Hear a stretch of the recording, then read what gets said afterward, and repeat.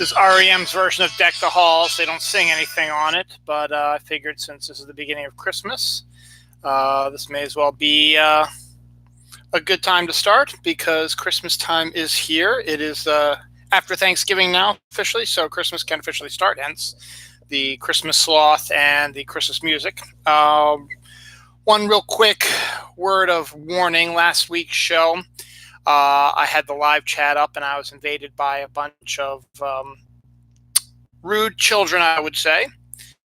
And I ignored them completely, but they pretty much ruined my chat and got me all sort of discombobulated. So I have removed the comment section of it and the live chat section of it. So I apologize for that. So we can't have good things, I guess. Doesn't matter anyway because no one ever talks to me anyway on the chat. And these kids were just looking for something to do on a Saturday night and just say, hey, let's do this. So, sorry about that, but not that any of you ever had been talking to me via live chat. That's okay. But thank you for watching, though, and please keep watching because we got a good show this week. It's episode 324, The Cal Matrix. I'll explain what that is about.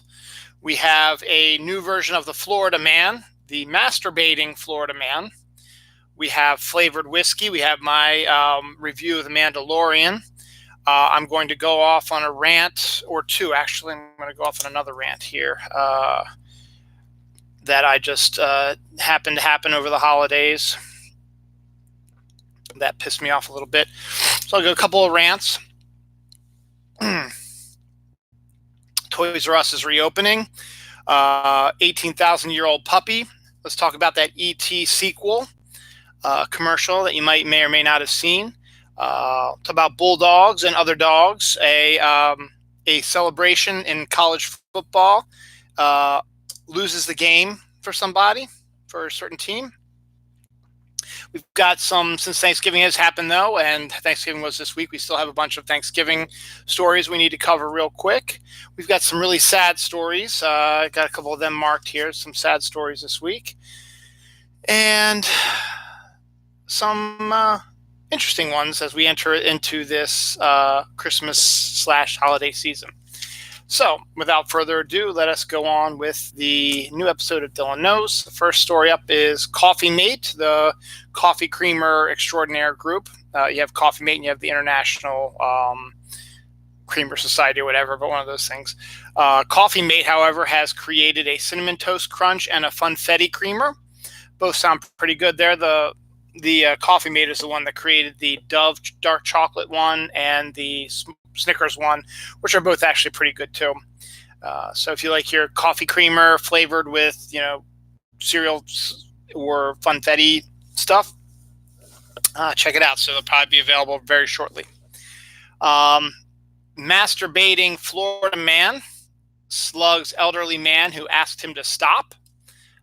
So it's Florida man, and he was masturbating, and the guy said, I guess out in public, I suppose. Guy came out and told him to stop, and the guy punched him. So he got arrested for assault and masturbating in front of other people, where you really shouldn't do. There's a peanut butter flavored whiskey out there called Screwball, which is a new thing out there. So flavored everything is becoming a huge deal. So if you like your peanut butter and you like the taste of whiskey, hey, why don't you mix your little peanut butter whiskey and see what that tastes like? I don't know if it would actually taste too good, but I don't know.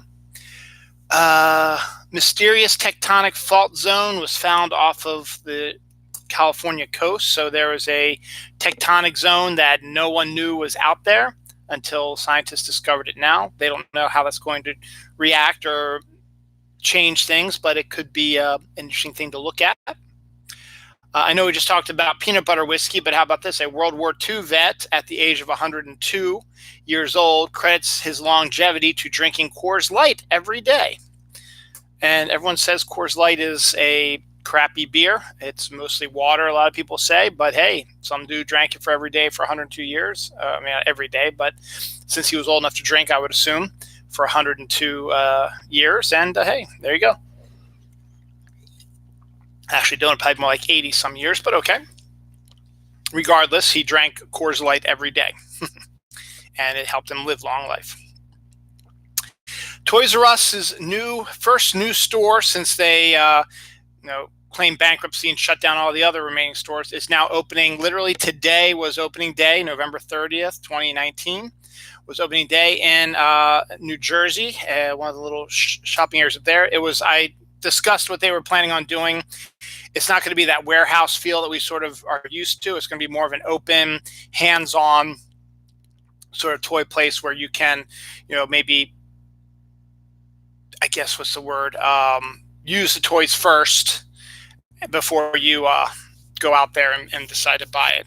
Try them out for yourself. This is a sad story. Last Sumatran rhino in Malaysia dies. The Sumatran rhino is now extinct. That's a very sad story, and hopefully, it'll become a happier story, as a lot of other stuff has been happening where animals that thought to be extinct have been coming back in record numbers. So hopefully the Sumatran rhino will be coming back sooner than later. So we'll see. Hopefully it will be. Taco Bell has a brand new burrito. It's a grilled cheese burrito. The burrito itself on the outside is grilled in cheese, and the inside has multiple cheese as well as your usual sort of burrito stuff inside it as well, but it is an emphasis on the cheese. So that's their grilled cheese burrito. Danny Elfman, who was the conductor of the Simpsons theme, made some news this week when he said that he is told that the Simpsons TV show is going to be ending very soon. And everyone went absolutely ape crazy on the internet. And the producer said, whoa, stop 1 second. It actually is not going to be ending anytime soon. So this is a matter of maybe it was, and then Danny Elfman shouldn't have said anything, and then once he did, they're like, oh, and they saw how everybody was freaking out. They said, maybe we should not have mentioned it yet, and so they went back and doubled down on it. Let's see what else we got here. An 18,000-year-old puppy was found preserved in near perfect condition, and scientists are examining it and trying to figure out how or what had happened, how this happened as well, and get some examinations of how this animal lived 18,000 years ago. And I guess it was a little dog thing, so I guess 18,000 years ago animals were domesticated. I did not know that. Plane has to turn back after takeoff because a mother forgot her baby at the airport. Now, when I hear about these types of stories about how people forget their children, during the summer, it's always, children are found in cars during the summer with all the windows up, and the parent forgot the child was in there, or forgot to drop it off at daycare, or didn't know it was in the car, or forgot to take it out of the car to bring it into the house. I don't understand how you can forget that. And then how you can forget your child when you're flying on an airplane. It makes absolutely no sense to me because, it doesn't matter how stressed out or what other stuff you have on your mind, you're always thinking about your children. There's not been one time where I forgot that I was dropping my kids off to daycare. You drive, there was a story where someone drove all the way to daycare and then I guess got out of the car and then got back in the car and drove to work, and went to work and realized she forgot to take the kid in. How do you do that? Because most daycares, you have to sign in. We had to punch Noelle in with a little time card thing before they would let us in. And then I'd have to walk her literally or take her down to where her room was so that her teachers would see she was there. And then I would say goodbye to her and then I would get in the car. How do you just get out of the car and go, what am I doing? I guess I dropped her off already, and get back in the car and drive, and then not notice the baby in the back seat. I don't get it. And then on this time, you're flying in an airplane. You're in an airport. You may have been in before, but it's an airport. And you forgot your child. How the bloody hell do you forget your child in an airport?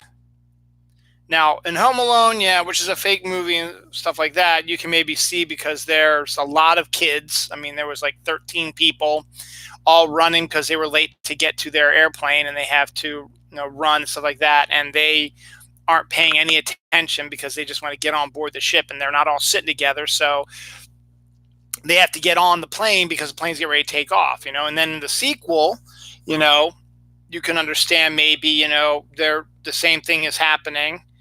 And again, it's screwed up, but then, how do you not recognize when you get, yes, you're late again, you get on the airplane, particularly after what happened in the first Home Alone, that you don't remember. You have to make sure that your kid is there. Now, I think Catherine Harris says something like she wants to make sure that everybody's there, and they just blew it off, kind of, I guess. Yeah, he's there, don't worry about it. And then when Kevin, this is in the second one, was in the airplane to New York, he sees the guy that he's been following that has the same coat as his dad. He's like, there's my dad. And he's like, okay. So, I don't know. I find it almost impossible how you would even think of forgetting your child, particularly if it's a baby too, because, older kids now, you can imagine, maybe I haven't, but I'm just saying maybe you have, because you're used to them getting out on their own and doing stuff like that. But with babies and young children, you literally have to take them out of the car seat, pick them up, and particularly if you're dropping them off at daycare or going on an airplane, you need to pick them up and carry them with you, or even push the baby carriage. And I don't know. I don't understand it. So that's just it doesn't, and it was a baby, It wasn't like it was as a teenager or a young child that she forgot about. No, she probably had to either push it in the carriage, or she had to freaking literally carry the baby. How can you forget that? And that turned to rant. I wasn't meaning it to be turned to a rant, but it did. Scientists discover a monster black hole so big that it should not exist. So that makes me feel great that we now know that there is a massive black hole 3 to 4 times bigger than your normal black hole, actually somewhere not too far away from our Milky Way. And scientists are like, well, how the hell did that happen? It's not supposed to happen. Well, why isn't it? Is that what your science says? Well, maybe you're going to have to change science. Maybe there's black holes out there that are bigger than that one. You ever think about that? Weird. My favorite Christmas movie is A Christmas Story. And they apparently now have a talking clapper and nightlight that's based on the Christmas Story. Now you think, okay, it's going to be, in the shape of a leg lamp or whatever, but I don't think it is. It just, I guess when I don't really read the article, or the ad rather, I should say, but I guess, if it's a clapper and a nightlight, and it, from what I've heard, it does lines from the movie. I guess, when you clap the electricity off, it might say something like, it's fragile or something like that. So I don't know, that's kind of weird. Or, oh, fudge, maybe. Thursday obviously was Thanksgiving, and the Thanksgiving tradition we have usually at our house is in the morning at 9 a.m. we usually watch the Macy's Thanksgiving Day Parade. It's something fun to watch for 3 hours, just to sit back, relax, and just be happy in the fact that you have 3 days off in front of you. And now I have 1 day off in front of me, so this weekend always goes by really fast. But when you're there on Thanksgiving Day, you're like, okay, you're just anticipating what's going to be coming later in the day, so you're just sitting back, relaxing. This is vacation time. You can do whatever you want. So I usually live tweet the Macy's Day Parade, and the first hour is usually the Broadway numbers and stuff like that, because the parade hasn't marched its way down to Macy's Square yet. And then the last remaining 2 hours you get the balloons and the marching band, stuff like that. Now, what's cool about the Macy's Day Parade this year is the Morgan State University, which is a college here in Baltimore in the Maryland area, they led the parade. Actually, they were the first marching band, and they got to be on television, which was really cool. And believe it or not, the commercials this year a lot of them were outstanding. Nothing more so than the, what was it? Not Verizon. It was the E.T. sequel. Xfinity, that's what it was. The Xfinity sequel. Basically, the long form commercial was E.T. lands back in the same general area where he arrived back in 1982, and discovers Elliot's family. Now, Elliot is all grown up with a wife and children as well, and they got the same actor, Henry Thomas, who played Elliot in the 1982 movie, to come back and reprise his role in this commercial, and he's all grown up now with a wife and kids, stuff like that. So then he shows E.T. all the new technology that Xfinity has done and stuff like that, which is, that's why you want to do the commercial for. And then E.T. shows off the fact that he also has a family now too. And then they decide, okay, we've had our visit now, it's time for us to go back home. So they do the bike across the sky thing, and then they land, and there's the ship, and they say goodbye to E.T. But it was really great seeing Henry Thomas and E.T. interacting again. It was a great sequel to the movie, even though it was only about, a minute and a half long or something like that. But still, it was a really, really good commercial, and one of my favorites. Well worth checking out. I'm sure it's probably on YouTube or something right now. You can go ahead and type it in the search engine. You'll be able to find it. In India, Indian man has 39 wives, 94 children, 38 grandchildren, and still wants to find some new wives. And he also has said at one point there was 1 year where he married 10 women. So I don't know what the rules are about polygamy or whatever, but 39 wives and 94 children and 38 grandchildren. Now, how does that work? Now, obviously, the grandchildren aren't going to be hanging around you. Their 94 children are probably old enough they can live their own lives, but 39 wives, and he still wants more. How in the hell does that even work? I can't even imagine that. 39 wives. That's insanity. Yesterday was Black Friday. It was also episode 4 of The Mandalorian. We're at the halfway point now of The Mandalorian, and here is my spoilerific review of it. So I'll be revealing a few spoilers about it. This one was a little bit longer than the other episodes, and it is literally the halfway point. It's only 8-episode season, and the special effects continue to be fantastic. It continues to be a mini movie every week. The episode was written by Jon Favreau, who is the showrunner, and was directed by actress Bryce Dallas Howard, the daughter of Ron Howard.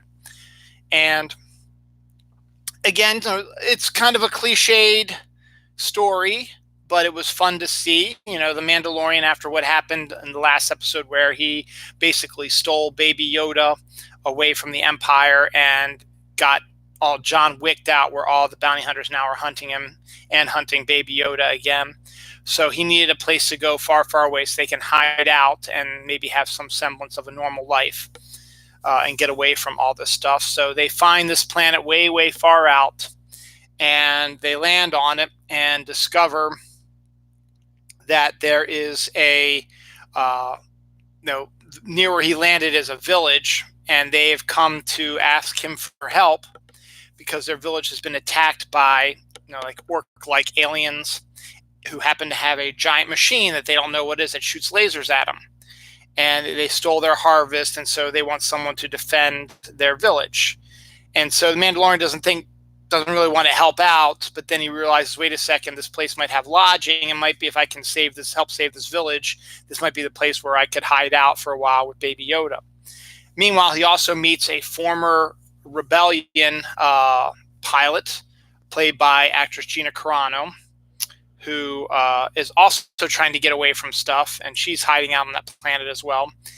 And the two of them work together to protect this village. Baby Yoda ends up playing with a bunch of the young children in the village and becomes really good friends with them. So he's found a happy place and very happy, and the Mandalorian's very happy to see him happy. But he's contemplating possibly also staying because there's a woman in the village who seems to be interested in him as well, and he kind of wants to get away from all this. But he realizes he might not be able to, and he might just want to leave Baby Yoda here so no one will come after him, and the Mandalorian will keep going on the runs to draw the heat off of Baby Yoda. They discover, though, so Gina Carano and the Mandalorian decide that they're going to help out the village. So they formulate a plan. They teach the villagers how to fight and how to use guns. And Mandalorian and Gina Carano discover that the orc aliens have been using an old Empire AT-ST, which is the two-legged Imperial walkers that you saw probably primarily in Return of the Jedi, not the four-legged ones that were a big influence in Empire Strikes Back. But the two-legged ones are just as bad. So they come up with a plan to dig a giant hole so that it'll fall in, and then they can blow it up. And then they'll teach the villagers how to fight, and then they'll set up some protective walls and stuff like that. So obviously, things go as expected, and they save the day. But we also learn that there is a bounty hunter discovers the location of Baby Yoda. We discover there's still a bounty out on Baby Yoda, and he discovers it because it's got his DNA sample on it. And so the Mandalorian knows that they're just going to keep coming. So he grabs Baby Yoda and they take off from this planet to go further away. Gina Carano stays on the planet just to maybe hang out and keep an eye on the village to make sure that it is safe. And that's the episode, really, for the most part. But again, entertaining, fun, and you get to see Baby Yoda interacting with children. And he seems to be having a good time, and they seem to be enjoying his company. And you get to see a little bit more the Mandalorian opening up a little bit, and he and Gina Carano's friendship is really kind of cool to see as well.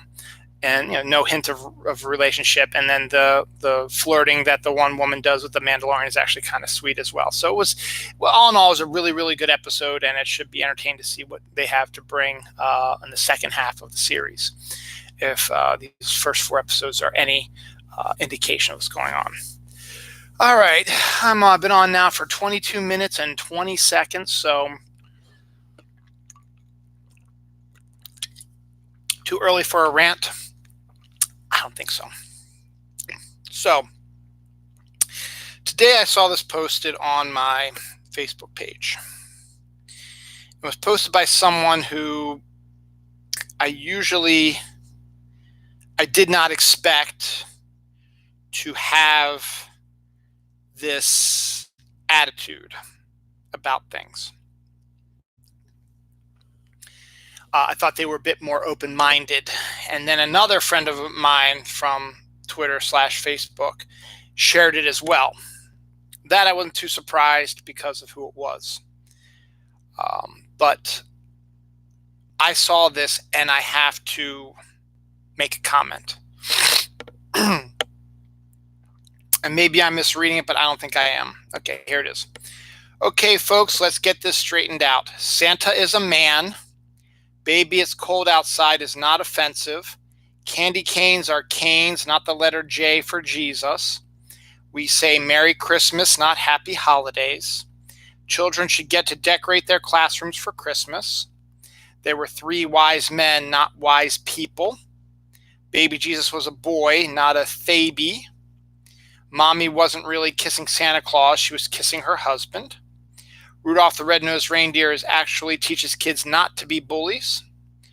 Stop turning Christmas into a political agenda. Let kids be kids. Let them believe in Santa. It's the one time of the year we should all be a little nicer and forget everything that makes us mean or offended.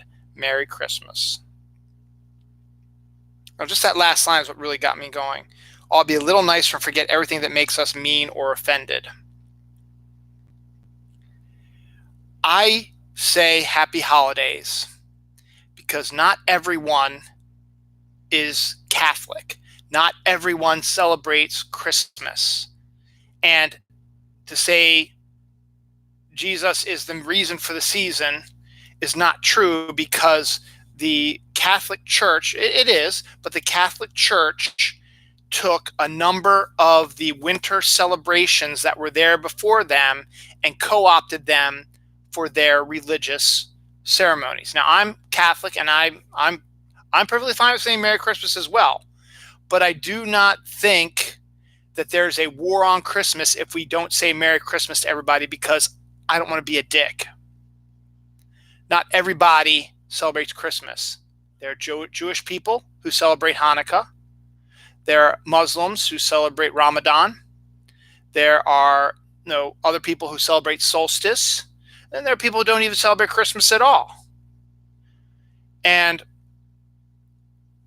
while it might be true that Christmas is what gets everything going, let's face facts. The Christmas tree, the Christmas lights, Santa, all that has nothing to do with Jesus or the Catholic Church.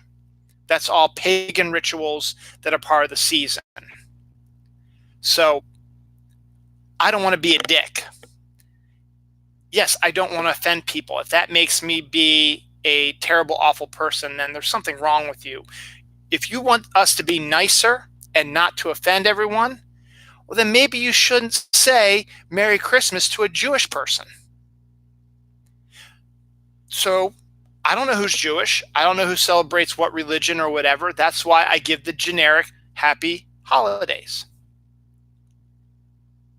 There are certain people I know who are Catholic, and I will tell them a Merry Christmas to them as well. And sometimes I might throw a Merry Christmas out there when I'm just talking in general. But because I like saying happy holidays does not mean that there is a war on the Catholic Church and Christmas, and we are forgetting the meaning of the season. No, it's because I don't want to be a dick. And if you are such a Christian, you would know that Jesus Christ wants you to be nice to everybody, regardless of who or what they are. He hung around with prostitutes, thieves, and poor people. His theory is that rich people should give all their money to poor people to help them survive. He didn't care if you were gay, straight, black, white, red, Muslim, whatever. He didn't care. He just wanted everybody to love everybody. And if you were any bit of a Christian and you knew any bit of the Bible, you would know this. But that pisses me off. Now, I'm going to go down this line. I'm going to tell you everything else that pisses me off. Santa is a man. Okay. So what if it's a woman? So what if, they decide that Santa Claus wants to be a woman, or Santa is a black man? It doesn't matter if Santa's a man or a woman. Santa is a presence at Christmas time. And it can be anything you want it to be. If you want it to be a man, fine, that's fine. But let those people who, as you say right here, let kids be kids. If there are kids who say, no, Santa is a woman or Santa is black, then by all means, you say it right here, let kids be kids. Well, then let them believe that Santa is something other than a man.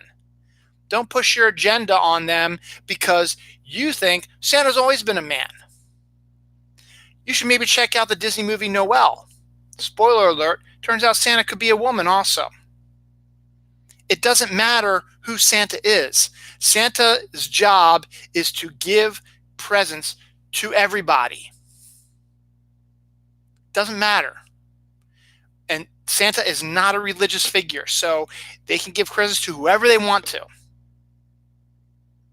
And it shouldn't matter if it's a man, woman, child, black, gay, whatever. It does not matter. And you say it yourself here, let kids be kids. So if you're saying a kid says, Santa's a woman, you're going to say, no, you're wrong. Then you're just being a hypocrite because you just said, let kids be kids. Let them believe in Santa. Baby, It's Cold Outside is not offensive. No, it's a shitty song.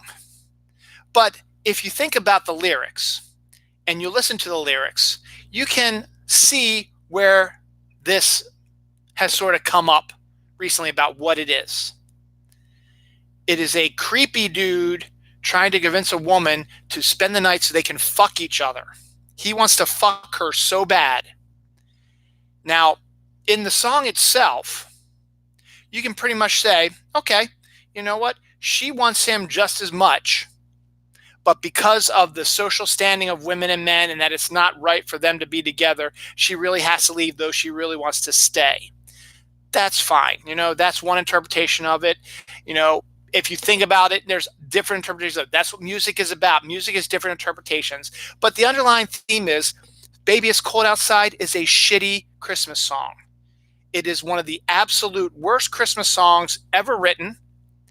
It is creepy. It is eerie. It makes my skin crawl when I hear it. And it doesn't matter if the woman wants to fuck the guy as much as the guy wants to fuck the woman. Just the way that he is insinuating himself and the way she is pleading about how she needs to get going, even though she's not really pleading, is what makes it disturbing. It is a shitty song, and that is my opinion. If you like the song, by all means, it's great. But you know what? Everybody has different interpretations of music and songs. Specifically, there are other songs out there where the lyrics pretty much spell out exactly what it is. The Pina Colada song is about a husband and a wife, or not a husband and wife. They're not married, apparently. They've just been dating for a really long time, but they're living together. And the dude is getting bored with it because he's not getting fucked as much as he wants to, or getting his dick sucked as much as he wants, or whatever. It isn't as exciting as it used to be. So he reads a message in the newspaper about this woman wants to meet a guy who wants to have sex on the beach and drink pina colada, stuff like that. So he says, yes, I'm going to cheat on my longtime girlfriend who I've known for 3 years and have lived with and love very much. And then he says, I didn't think about my old lady. That's not a nice thing to do, but he did it anyway because he wants to get out and spread his oats. And then we discover that the old lady was feeling the same way, and she was the one that put in that message. So when they see each other, they're like, oh, it's you. And then the dude says, I didn't know you liked all this shit. Why the fuck didn't you? Because you've known her for 3 fucking years. You should know she likes all this stuff. That is pretty much the interpretation of the song, and no one else can take that away from me. Now you could say, oh, it's a cute little thing. She did it to put spice back in the relationship, blah, blah, blah. I don't know. You can, and as I said, and if that's your interpretation of it, fine. But again, I like the song because it has a nice beat and a nice music, but the lyrics are shitty. Baby It's Cold Outside is just a shitty song to me. I hate it. If you like it, that's fine. Who am I? I'm nobody. I'm absolute nothing, nobody. But that's my opinion, and I'm allowed to say it. But when you print something like this on Facebook and share it for everybody, what else? Again, you're saying my opinion is right and yours is not. And that's bullshit. Candy canes are canes, not the letter J for Jesus. Whatever. I don't know much about that. I don't have anything to say about that. Whatever. If you want to call it the J for Jesus, that's fine. They're canes, whatever. That's fine. I already talked about we say Merry Christmas, not Happy Holidays. Again, that galls me more than anything, because you say, why don't we be nicer and forget everything that makes us mean or offended? Well, maybe, just because you happen to be Catholic and Christmas is your holiday doesn't mean, and that I'm not offended when people say Merry Christmas to me. Maybe they are, and you shouldn't be upset if they're offended if you say Merry Christmas to a Jewish person. Now, I think the Jewish people at this time really don't care, honestly, but it doesn't matter. Say Happy Holidays. It's not the end of the world. The whole world is not going to collapse. The same way people say we should bring prayer back into school. Well, then fine. If you want to bring prayer back into school, let the Muslim kids do the way they pray. Let the Jewish kids do the way they pray. We are not a Catholic country. And that's one of the biggest pet peeves that I have, is that everyone seems to make under the impression that United States is a Christian country. It is not. We are a country founded on freedom of religion. So if you want to have prayer in school, that's fine. But you're going to have to allow the Muslims to pray the way they want to, the Jewish people the way they want to, and you can pray your way you want to either. That's fine. But you have to allow everybody to pray the way they want to.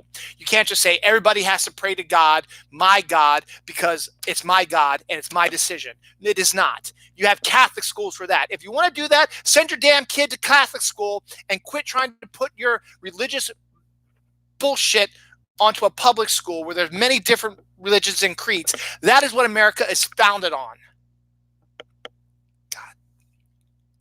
Children should get to decorate their classrooms for Christmas. Okay, fine. You know what?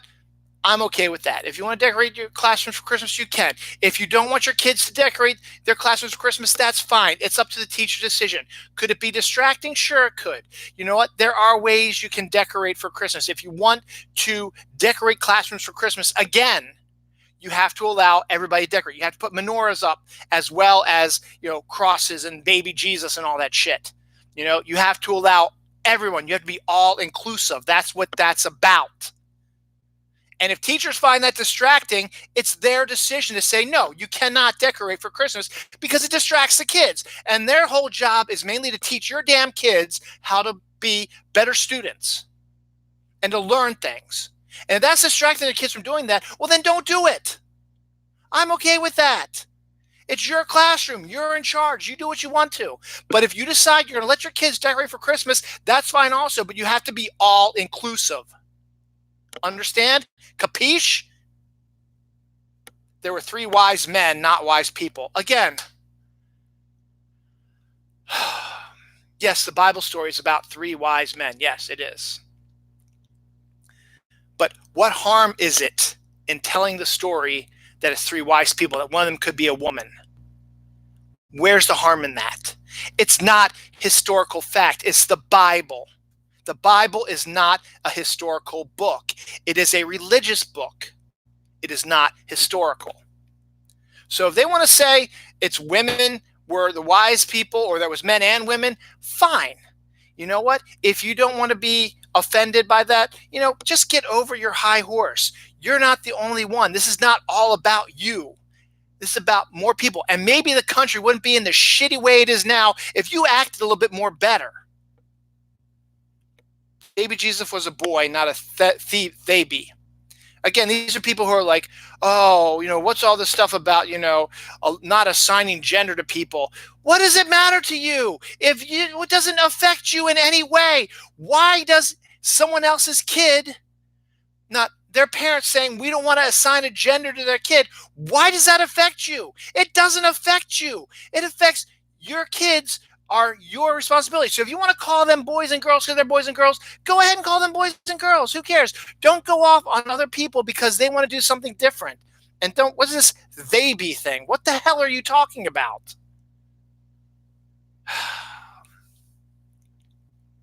Mommy wasn't really kissing Santa Claus. She was kissing her husband. No shit, Sherlock. If you pay attention to the song, they basically line it out and say this is her dad. We know she's not really kissing Santa Claus. Again, Santa Claus is a fictional character. And I still believe in a Santa Claus because he's more of a spirit, a feeling. And I let my kids believe in Santa as long as they want. That's fine.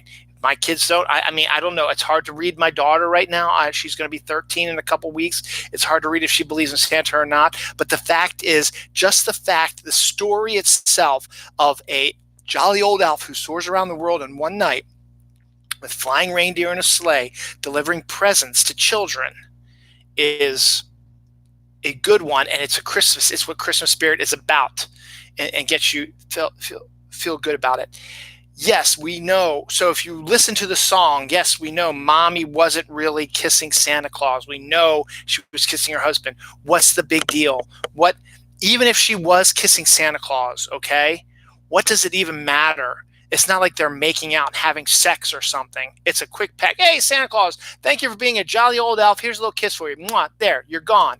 You got shit to do. I'm going to go see your husband. It's not cheating on their husband if she's kissing the real Santa Claus, okay? Because she's not fucking him, all right?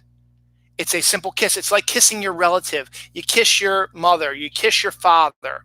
You kiss your aunts and your cousins, your in-laws, your sisters, your brothers, whatever. You kiss everybody. Why can't it be like that, huh? It doesn't make any sense. Rudolph the Red-Nosed Reindeer actually teaches kids not to be bullied. What is that about? No shit. The whole premise of it is that, it teaches kids not to be bullies. But then you start thinking about it a little bit, where does it say that? Because all of a sudden,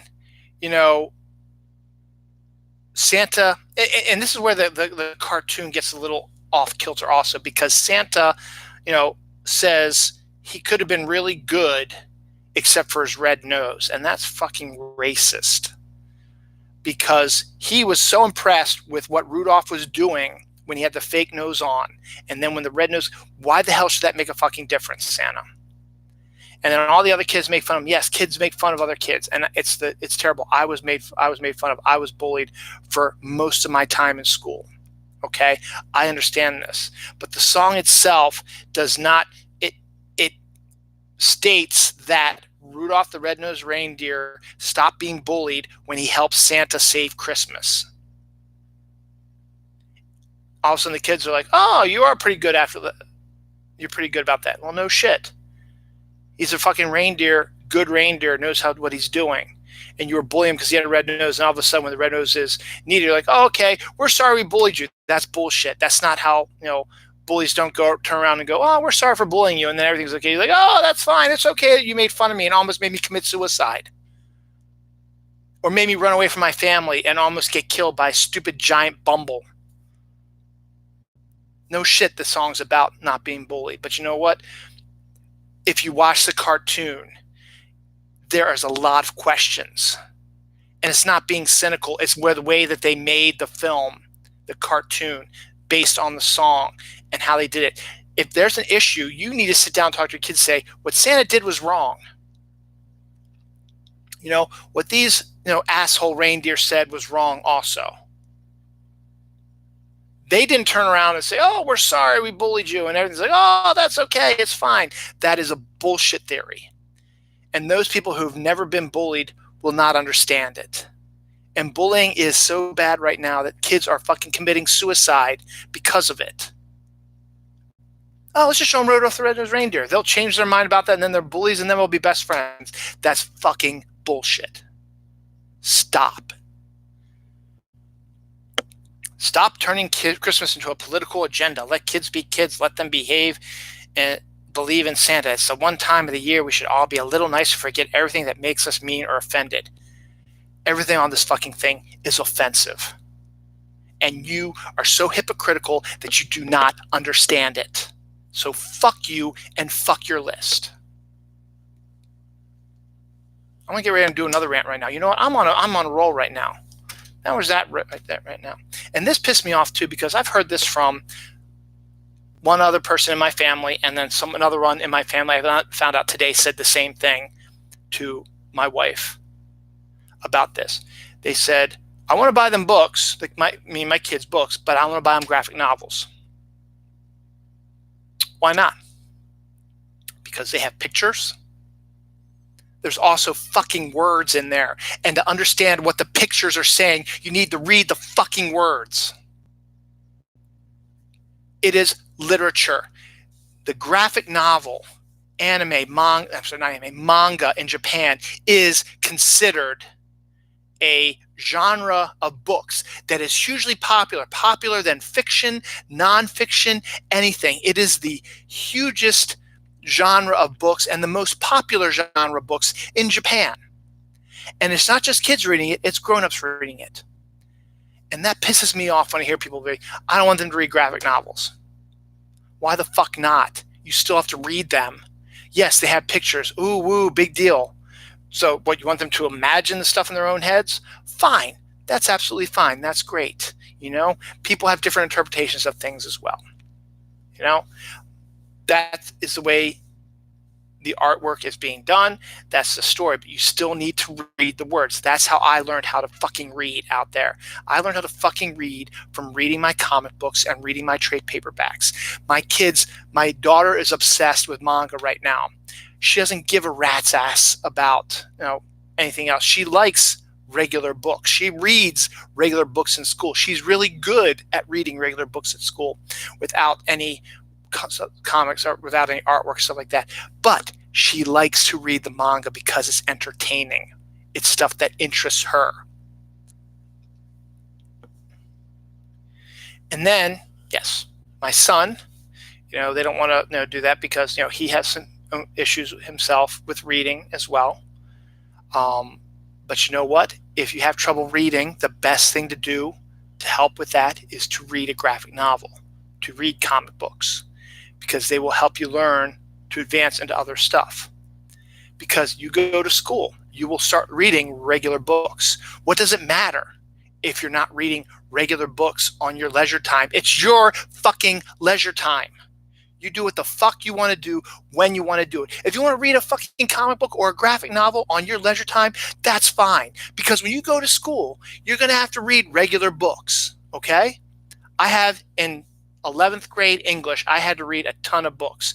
10th grade English, I had to read books. 12th grade, I had to read all kinds of books. You know what? I liked some of them. I hated some of them.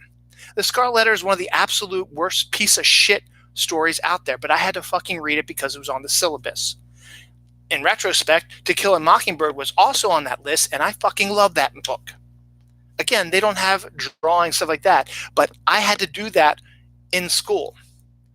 And so I read it in school. I read my books in school, and I was interested in some of the stuff, and I discovered some other writers in the library and got some of those books out too as well. But when I just wanted to sit back and relax, I read my comics. I bought comics every week. I read my comics because I like the story and I like the characters. It doesn't matter that there's the comic book character. That's what Spider-Man is. Are you afraid they're not going to be able to use their fucking imagination if they're reading a comic book that tells them this is what Spider-Man looks like? Get over yourselves. Get over your offensive belief that comic books are for kids and are garbage and should not be read, because you obviously do not know what you're fucking talking about. You need to get out there and you need to read some of these other fucking books. There's some literature out there. Fucking Sandman is better literature than half the shit that's out there now. And oh my God, it's a graphic novel. Holy shit. It must be for kids. It's not for fucking kids. It is a psychological, mysterious, spiritual, philosophical comic book that has very little action in it and is more about characters and relationships. And you need to get over your fucking selves. Comic books are not just for kids. They're for everybody. And it is reading. And if they're reading comic books, be thankful that they're reading something. And that's what I think they're most afraid of. You're most afraid that they're not going to be able to use their imagination to, when they're reading a regular book, to see the pictures in their head. And that's bullshit. You want to know why? Because it helps you. Because you don't need the descriptions in the comic books. You know what Spider-Man looks like. You know his costume is torn here. In a book, if you have a good writer in a book, they will describe in perfect detail what you should be thinking about. Read the fucking Harry Potter books, and the amount of description about the classrooms and their outfits and the land and all the stuff out there, it gives you your own vision of it in your head, a picture of it. And comic books can help you, graphic novels can help you picture things. Because you might not know what certain things are, but if you saw it in a comic book, you say, okay, that's what this thing is that they're talking about. Okay, I can picture it in my head. It doesn't have to be exactly like the one in the comics, because the way the writer describes it should be able to let you picture it in your head. And that's the other thing also, is because most writers will give you a description. This is what the character looks like. This is what they're wearing. This is what the thing is. So you are not really using your imagination, because they're telling you right there on the fucking page, this is what they look like, damn it. So what's the fucking difference? All right, I need to come down here now. Rant's over. I probably should wait till the end of this because I feel fucking pissed off right now. I got another page and a half left, so let's try to reorient myself here. So it was a good 20 minutes in.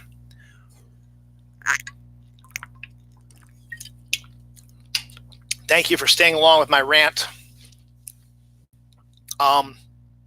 I know I was a little louder and more cursy than usual, and I apologize for that, but I'm just tired of all the bullshit, and none of this is helping. As my friend Gary says, woosah. Okay. Here's something else to get pissed off about. Netflix cancels MST3K. Hey, there's something great to start off this section with. Yeah, I love Mystery Science Theater 3000. I never watched any of them on Netflix. Maybe I should, because it's got Felicia Day and Patton Oswalt in it.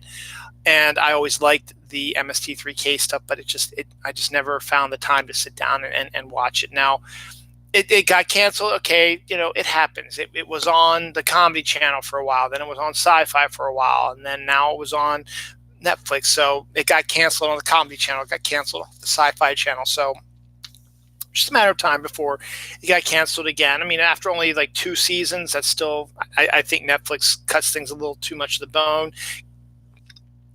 Canceling things 2 seasons in, a lot of times you should at least give it within a 3 to 4 season range, because in my estimation, season 3 is usually when most TV shows hit their stride. There are a number of series that have been on TV before where the 3rd season is phenomenal. The best example I give you is Northern Exposure's 3rd season was the absolute one of the best seasons of television you've ever seen in your life.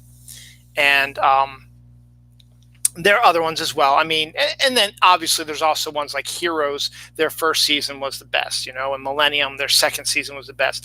X-Files 3rd season was actually pretty good also, so it doesn't always work that every show is going to be successful in the 3rd season, but to give them a 3-season window is a good, because you get about, it depends on how many episodes you do, but you get a good between 24 to 66 episodes, because it depends on how many. Like Northern Exposure did 22 episodes in their 3rd season.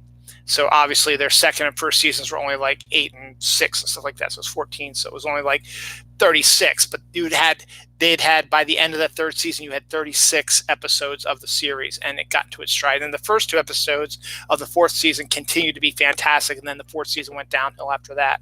But so you could technically say that it sort of rubbed off on the first 2 episodes of the 4th season, and then it sort of tailed off, and there's 1 or 2 good ones that popped up in the 4th season, and then the 5th season seemed to get a little bit better, but it still had some issues, and then the 6th season was just terrible with maybe 1 or 2 good episodes again.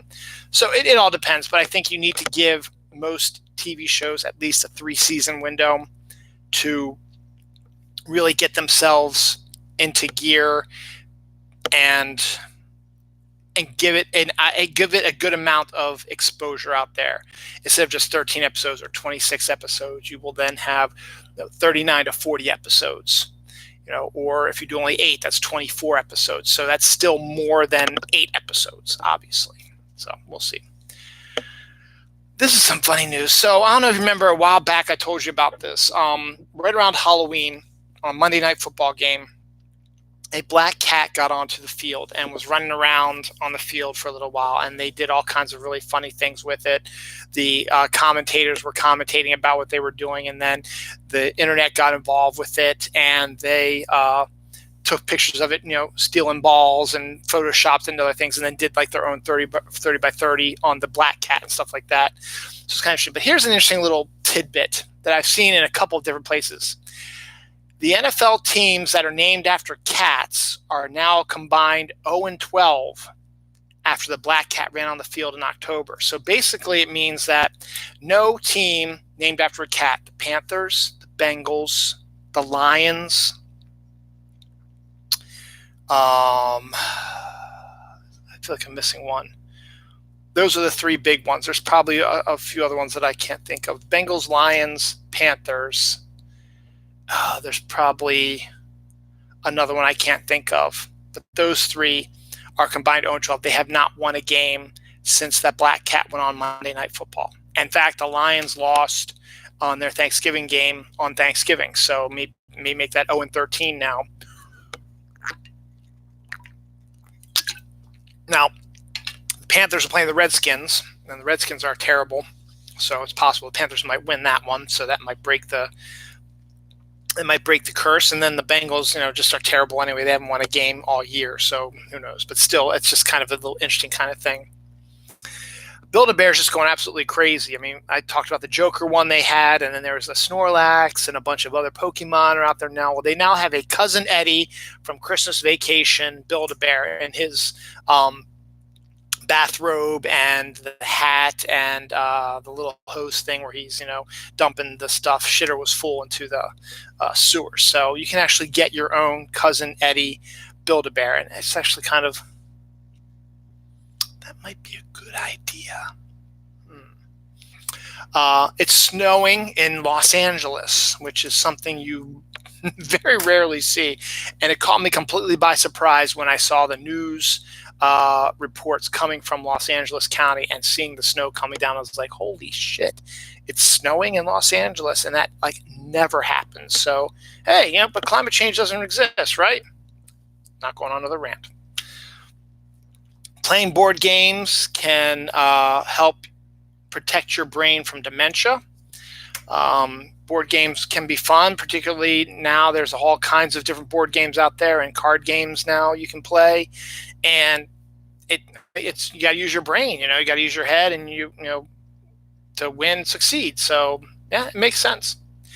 A couple weeks ago, I showed you, or I told you about Yoo-Hoo. Everyone knows about the chocolate drink that Yoo-Hoo does. Well, I saw one that was a peanut butter and chocolate drink, which just sounds a little ugh. But I just talked about peanut butter whiskey, so who knows? They now have vanilla flavor. So Yoo-Hoo now has a vanilla flavor, and that might actually not be too bad. So check that out, and I'll see if I can find it myself, and I'll let you guys know if I can figure it out for myself. Here, speaking of whiskey, drinking a little whiskey may actually help reduce cold symptoms. So if you have a feeling cold come up, and actually a few people have told me this before, if you feel some cold symptoms coming on, do a shot of whiskey. It might help you feel better. I've actually had a few people told me that once they first feeling the tickle in the tongue or up in the nose, whatever, they would get a little shot of whiskey, and they did it, and they actually felt a lot better. So whatever. So who knows? I don't smoke pot. I am in the belief that they should legalize marijuana, but that's just me. But I don't smoke it. But because it is the holidays, someone took a picture that they created of a 4-gram turkey joint. So basically, it looked like a miniature turkey, but it was a joint filled with marijuana. So they smoked a turkey.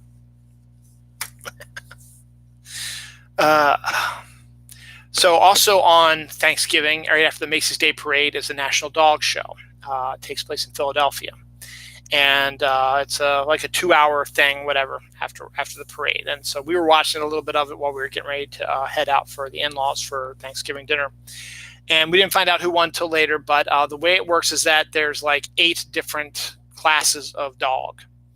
And then they pick a winner of all those classes, and then those 8 compete against each other to become best in show. The winner of best in show this year was a bulldog named Thor. So my brother-in-law Mike and sister-in-law Catherine, who had lost their bulldog last year, I think, were very happy to see that their bulldog won the best in show at the dog show.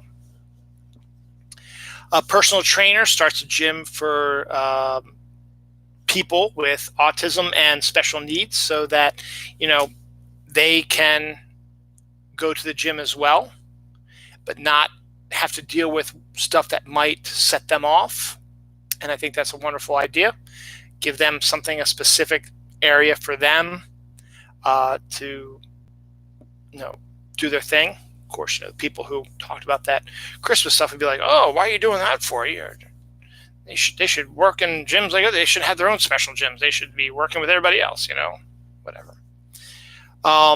It's cookie making season, and if you're a fan of Thor and his magical hammer, you can now get a Mjolnir cookie cutter for your cookies. So if you want to get your cookies that look like Thor, they have a Mjolnir cookie cutter now. What is this? Sleep next to... Oh, you can now sleep next to lions and tigers at a safari lodge. Now, what it looks like is that you have the safari lodge, so you go to Africa or wherever where there's lions and stuff like that, and they built the lodging for people into the protected territory of lions and tigers. There's a wall, so they can't get in there, so you can walk in your door of your hotel room and go in there, and there's a big glass wall that leads out to the area where the tigers and lions are. You don't want to. They don't want anyone to go out there because they get hurt. But you can see the lions and tigers for yourself as they wander around past your window. But they won't come after you, and there's going to be no danger. And then you can head back out, and then you can go in one of the tours as well. But you can actually sleep and have them, just sort of looking at you like, "Hey, man, what's up?" That's kind of cool. Elizabeth Banks had a little bit of a issue with why her movie Charlie's Angels didn't do well. She blamed men and feminism and all this stuff. And I like Elizabeth Banks, but she was a little bit offline with that. But you know what? The reason why your movie didn't succeed is because it wasn't advertised all that much, and it's a reboot of a TV show, and people are getting kind of sick of that. And there's other stuff out there to watch. But she's finally gotten past a little bit, and now she's announced her next project, which actually sounds kind of interesting.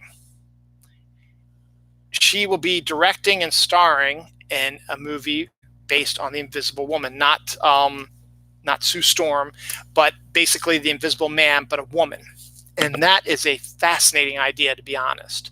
They have an Invisible Man movie that's coming out, I think, next year. So now why don't you do an Invisible Woman movie? And I think that's really kind of cool to see how she can do that. So hopefully it'll be pretty good, and that might actually be one that might be entertaining. It's kind of original, something that hasn't really been seen before, because Charlie's Angels was a 2-movie set in the early part of the century with Cameron Diaz and Drew Barrymore and Lucy Liu, and then it was a TV show. So this actually sounds like it could actually be kind of interesting.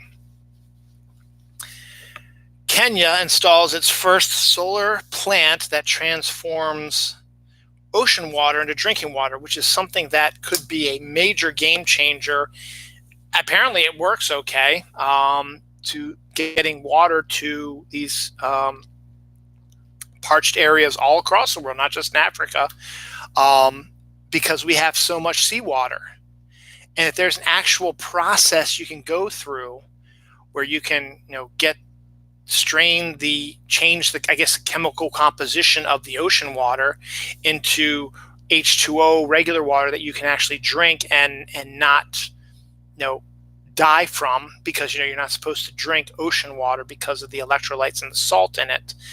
If they can get that out and just make it just regular sort of H2O, that's a game changer. So apparently it seems to be working okay. So that's something that needs to be spread out a little bit more and needs to be worked on. A 1,000-year-old Viking ship was discovered buried on a Norwegian island. I always love hearing about these kind of archaeological and sort of cool things as well. And the fact that that was discovered is really kind of cool.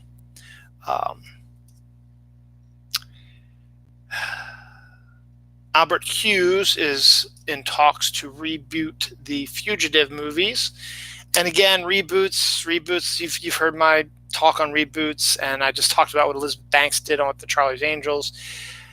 Albert Hughes really hasn't done much, and to reboot the Fugitive, I guess, but it was a good movie in '93, and they made a sequel that wasn't as good, and there's really, I guess, no need really for it, but whatever. The Candy Nerds is releasing a dark side and light side candy just ahead of the debut of the last Star Wars movie. So you can get, Nerds have always been a box that has 2 sides, and they have different kinds in them. So now they just changed up and added a Star Wars component to it, and there you go.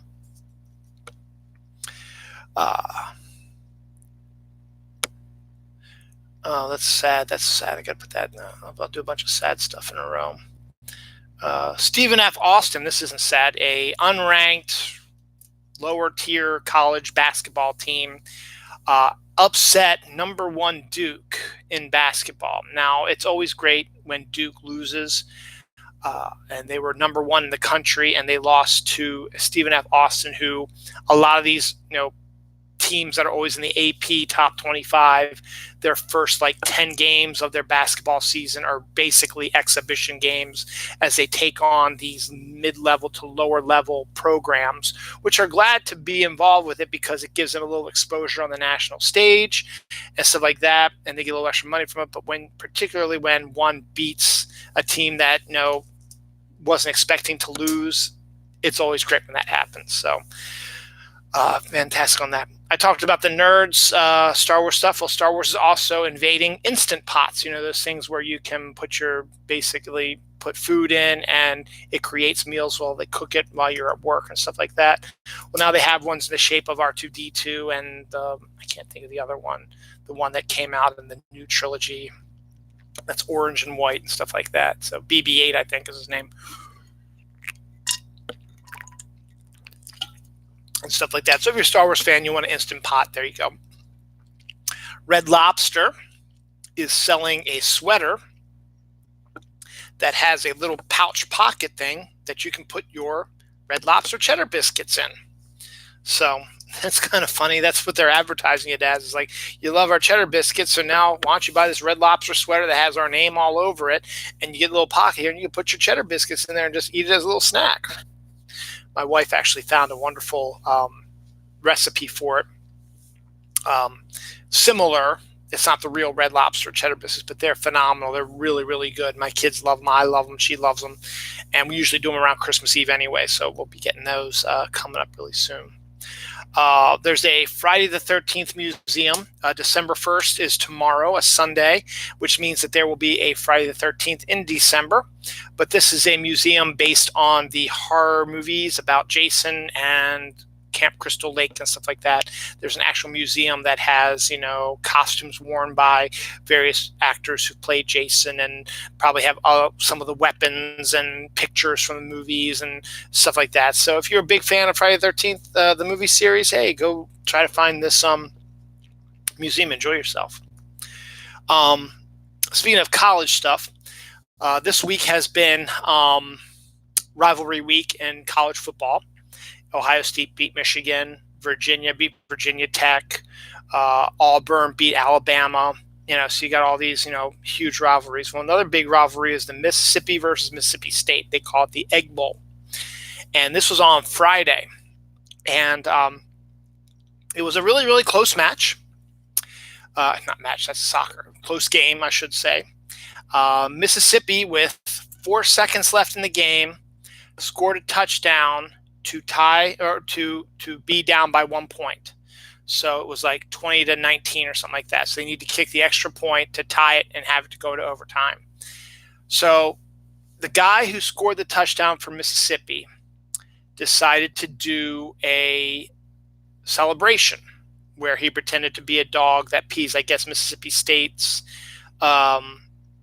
mascot is a dog. So he's sort of like parodying. He's like, oh, look, I'm Mississippi and I'm not a dog thing and I'm peeing all over your stuff like that. He got flagged for excessive celebration, which pushed the extra point attempt further back. And the kicker missed the extra point. Game ends with Mississippi State winning. I guess it was 21-20. So they couldn't tie it. They lost because their kicker missed an extra point that was 15 yards further away than they're used to due to excessive celebration. That must be a terrible, the guy who did that must be feeling absolutely, and is probably getting razzed mercilessly at school, and gets me kind of worried that something's going to happen to him. So hopefully everything's going to be okay with that. Because there's a changing of the times, Freeform, which was ABC Family, is actually bringing back the show Party of Five. But they're doing it with a Latino flair. Instead of their parents dying in like a car accident or something like that, the mother was already dead and the dad was taking care of the family. The dad gets, because of what's going on in our country right now, gets deported by ICE, is reported as an illegal and deported by ICE. So the oldest kid, who was born in America, so he's an American citizen, has to, take control of his family, including the baby, which is the premise behind Party of Five. So it's going to follow sort of the same format. So, but instead it's going to be a Latino family. So that's kind of a good idea. So if you want to do like a reboot or whatever, and change it up a little bit, and that's, and make it topical. So that should be an interesting show. We'll see what happens with that. Of course, these people who wrote that Christmas thing are probably all up in arms about that. Oh, why are you doing that? No, it's stupid, blah, blah, blah, blah, blah. You must not make fun of our great leader because, he's so great and wonderful and he's sent by Jesus, and that's fucking bullshit. But I'm not going to go off again. Mulled wine hair is the new color for the holidays. It's just like a more of a darker purplish maroon sort of color, but they're calling it mulled wine, but it's pretty nice looking. So that's the new color that all the women want. So if you want to change up your hairstyle, ladies, get a new color, mulled wine might be the way to go. Engineers create a waterproof and a lightweight arm cast to replace plaster casts, because those suckers get really huge and heavy, and you can't get them wet. And it's very bulky and hard. These are very lightweight. They're waterproof, so you can wear them in the shower. You can wear it in the rain. You don't need to put bags over your hands or your feet or whatever while you're in the shower. You can just wear it as on, and it does the same thing as a plaster cast does. It helps set your bones and heal them, and I think that's brilliant. And that's what we need to be working on, is trying to make things easier and better for people.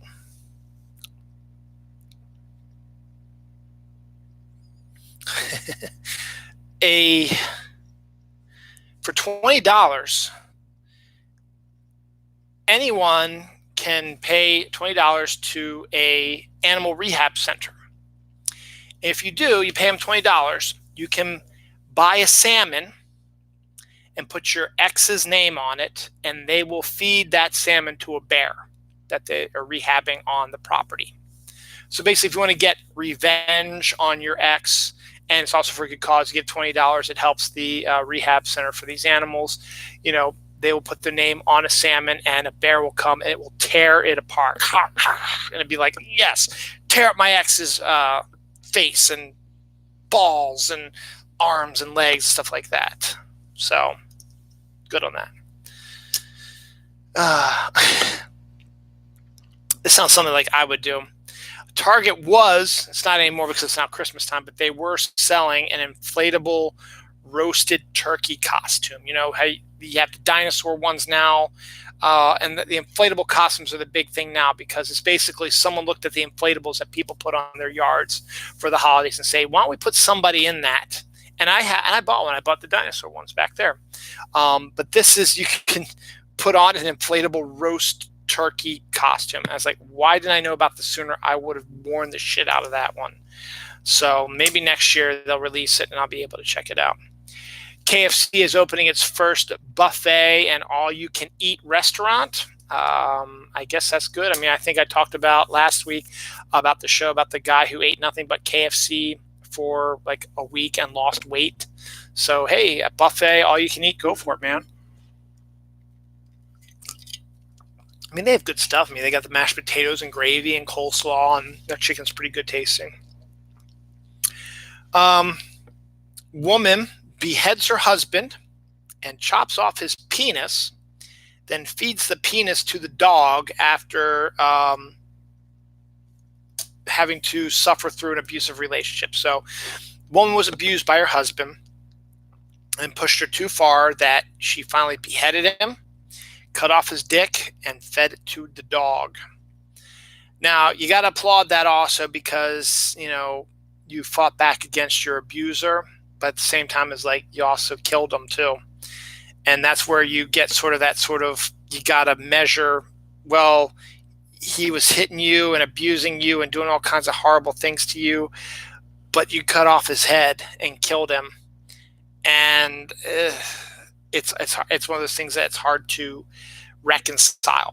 But hey, get revenge on your abuser. That's, no one should be abused. People, animals, children, elderly people, nobody should be abused. And not that I'm condoning it, but whatever.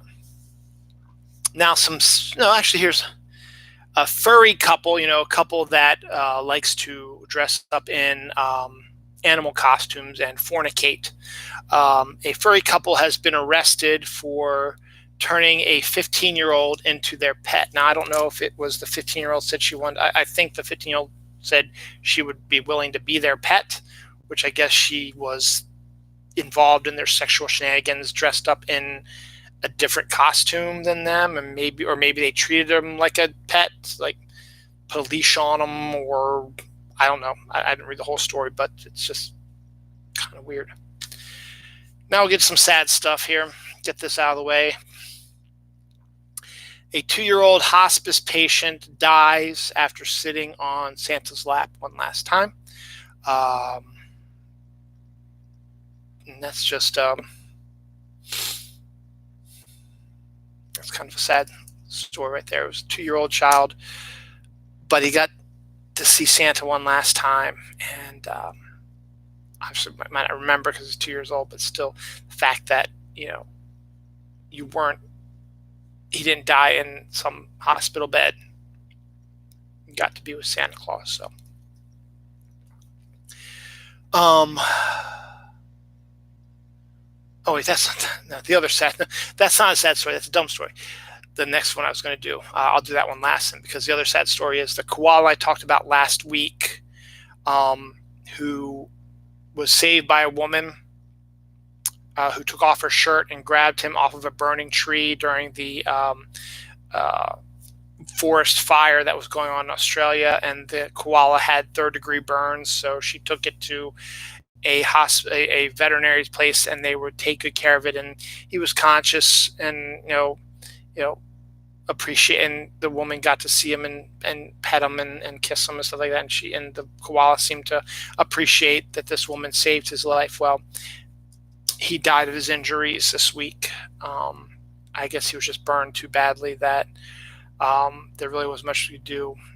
And the fact that this woman at least tried and put her own life on the line to try to save someone should be the story, and should be what should be remembered about all this.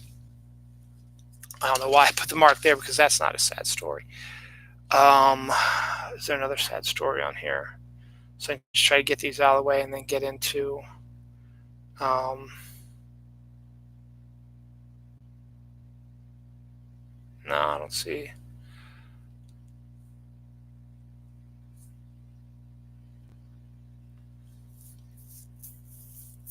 What's that one? So, all right, so this is kind of a weird story. I don't know why I marked it as a sad story, but this is actually a weird story. So those were my two sad stories, and there might be another one in the other half stuff that I'm talking about. But this story is just weird. The newest health craze now is to get naked, go outside, lie on your back, bring your feet up over your head, open up your butt cheeks so that the sun can come into your ass. People are saying that when they open up their butt cheeks and the sun shines into the butt cheeks, it makes their body feel so much better, energized, healthy, powerful. And it's the newest thing now, and it's just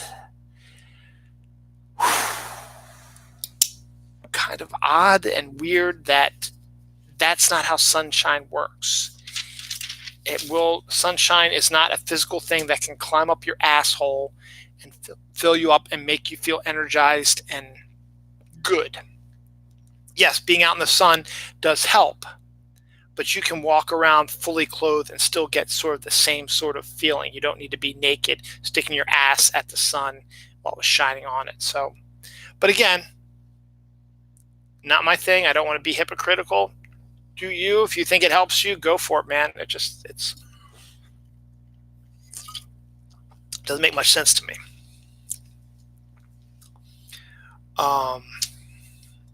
There is a violent barrier of solar wind and cosmic rays at the edge of our universe.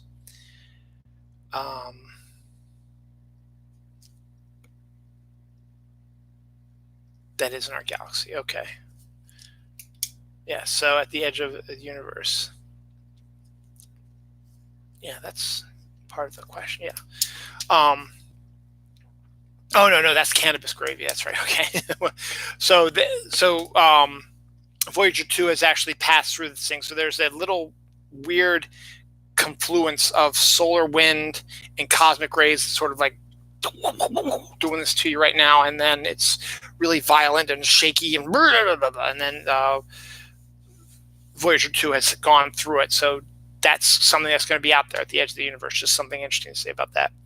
Now, cannabis in your gravy, that's what the story was. I thought I marked off the wrong thing. So, cannabis is everywhere now, it seems. So why not put cannabis in your gravy and give yourself a nice laid-back Thanksgiving?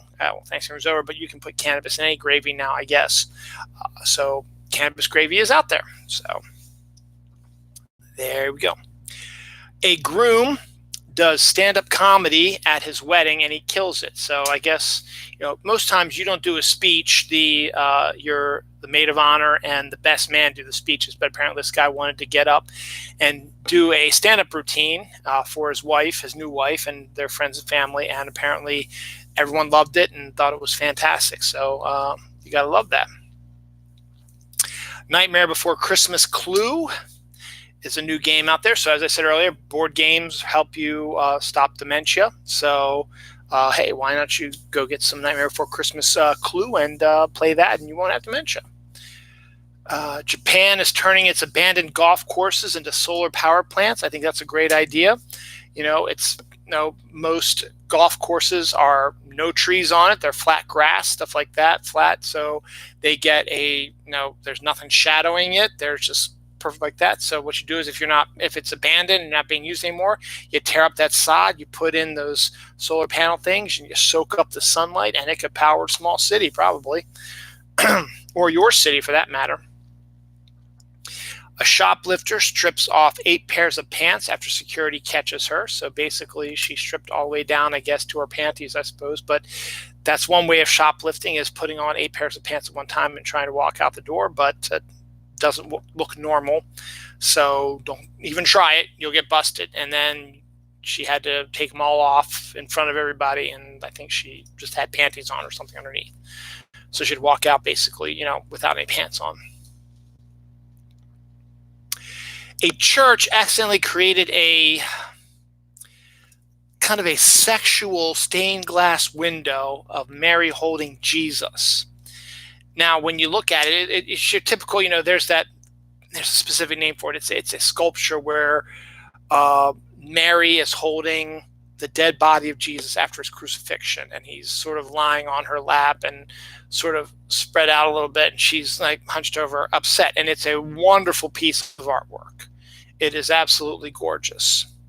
Well, someone thought, hey, why don't we make that picture into a stained glass window?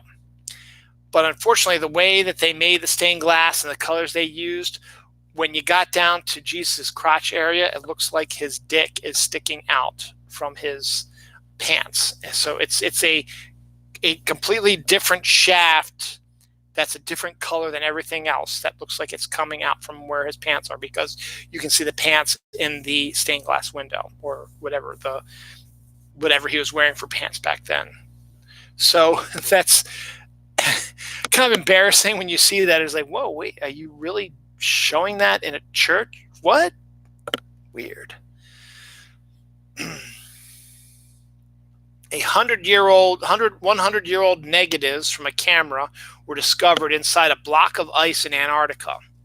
So 100 years ago, that would be 1919. So some of the early exploration of Antarctica. Someone must have either dropped the negatives and they froze, or something happened, I don't know.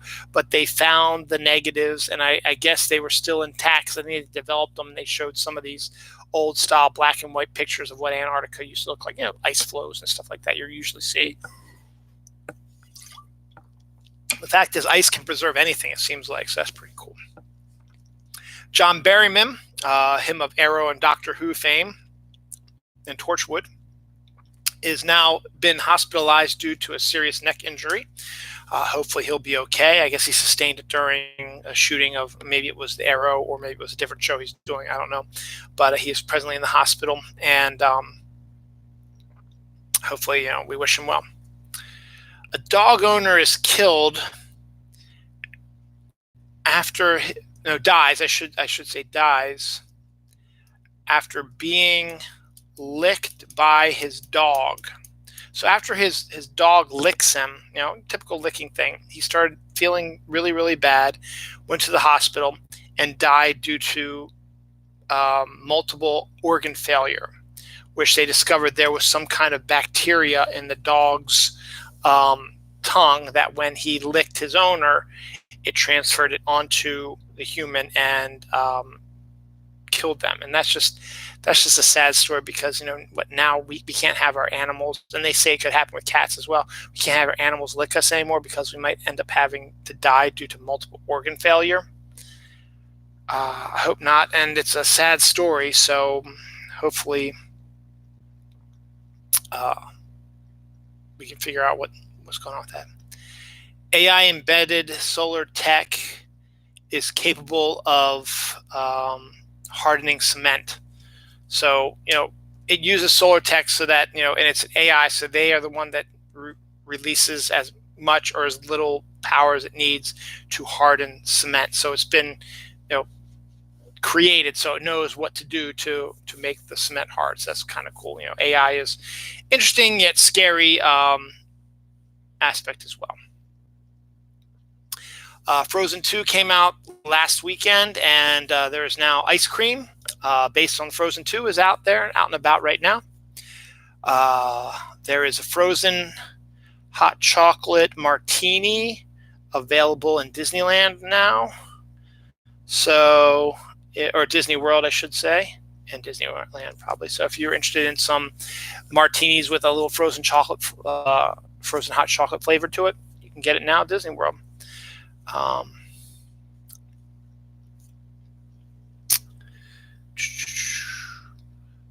A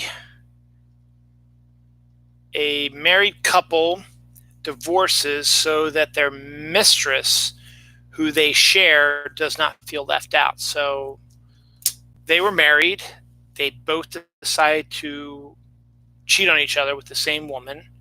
And then I guess maybe that woman became sort of part of their threesome, like that couple we talked about last week who had that girl that they met on Tinder or something like that come out and join them as like a three-way marriage type of thing. So they got divorced so that they wouldn't feel like that they were cheating on each other with the same woman. Oh, okay. I don't know. Thanksgiving bagels were a thing, and that was, when I worked at the bagel shop, we did St. Patrick's Day ones, which were green bagels. Thanksgiving ones have the colors of the season, the turkey, fall sort of colors, the browns, oranges, sort of that type of thing. So the bagels looked like that. They actually were a pretty good representation of the colors of Thanksgiving and fall. And I wish I would have seen them because that's actually kind of would have been a neat thing to have probably for the holidays. So that's good. Lifeguards are confiscating parents' cell phones on the beach so that they pay more attention to their kids who are swimming, which makes a lot of sense also because you say, the kids are off, they're fine, they go swim in the ocean by themselves, I don't need to worry about it, I can there, look at my phone, so you're not paying attention. But what if one of the kids starts drowning or is having issues? Yes, that's going to be the lifeguard's job, but they might be busy trying to help someone else, and they can't see everything all the time also. And you should be aware of what your kid's doing. It's similar to what I talked about earlier in the show, is that you need to be aware of what your kids are doing and where they are. Don't just leave them to their own devices because that's not what parenting is. You need to be aware of everything that they're doing, okay? Even when you want them to be independent, you still need to know what are you doing, where are you, keep an eye on them as well. How many more do I got? Only a few more here. Okay. So we're going to end on two. One could have potentially been a rant, but I'm not going to go there. Actually, I'll make that my last story since it does sort of connect to some of my rant I went on anyway. So this story is, so everybody was talking about how when Joker came out that there was going to be some kind of threat of violence or whatever, and it made sense, and there's no reason not to be prepared, to be aware of what's going on. So I don't feel that they overdid it by upping security and making sure everything was fine. But nothing ended up really happening in the Joker movies.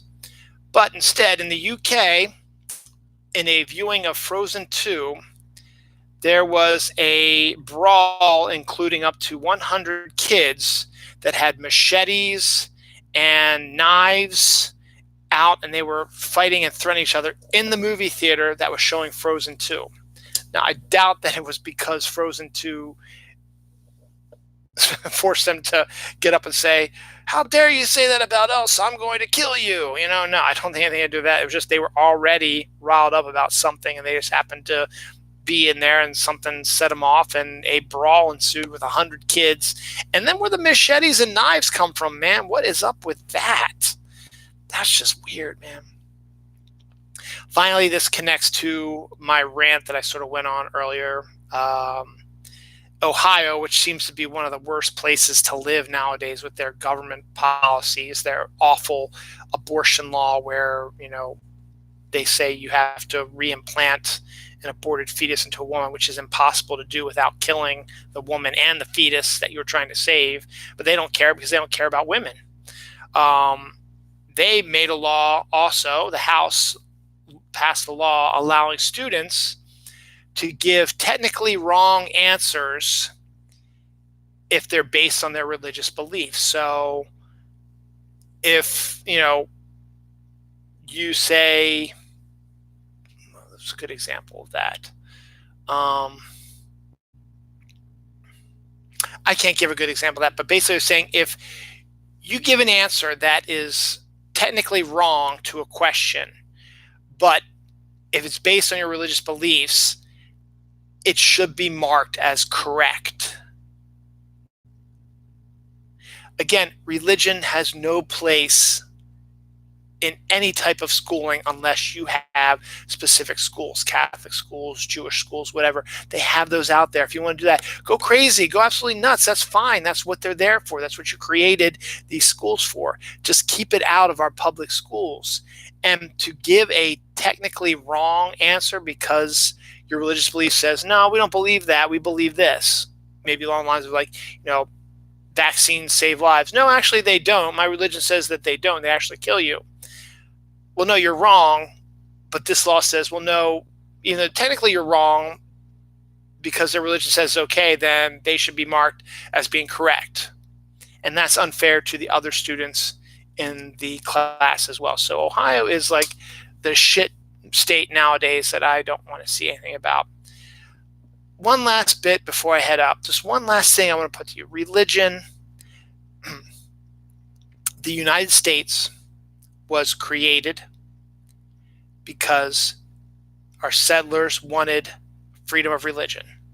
They were coming from a place that had a specific religion, and they didn't want to follow it anymore. They wanted to follow their own religion. So they came to this country to set up their own religion. And that is what the First Amendment to the Constitution says. Freedom of religion. The United States does not have a national religion. Maybe Catholics outweigh other religions in our country, the population-wise. Who cares? It's not our national religion.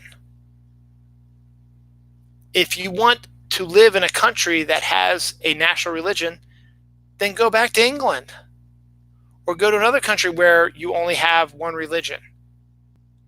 And get the fuck out of my country because my religion is anybody's religion. This country was founded on freedom of religion. And if you don't see that, obviously you don't love America because it's in our Constitution, which the Constitution of the United States is the law of the land, period. This is the end of November. We go into December next week. I'm sorry I went on my rants, but I just had to get that off my chest. Hopefully next week will be better. We'll see you guys later. Thanks for watching.